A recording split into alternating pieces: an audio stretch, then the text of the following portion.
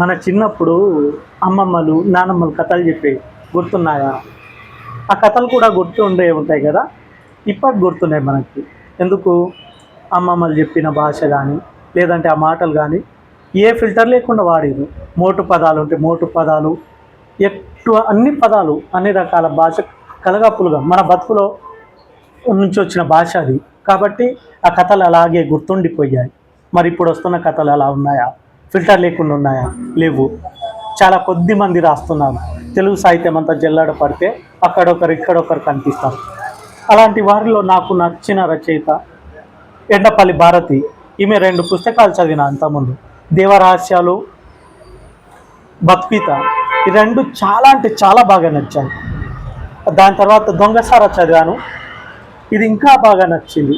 ఇది నా జీవితాన్ని తట్టింది, నా తండా జీవితాన్ని తట్టింది. సారా మా తండా వరకు ఉన్నంత వరకు, మా తండా ప్రజల వరకే ఉన్నంత వరకు అది బాగానే ఉండే, ఏ కల్తీ లేకుండా. అది ఎప్పుడైతే మా తండాని దాటి అంగట్లో సరుకైందో అప్పటి నుంచే కల్తీ మొదలైంది. మనుషులు చావడం మొదలుపెట్టారు దాన్ని తాగి. అది చాలా బాగా చెప్పారు ఇందులో.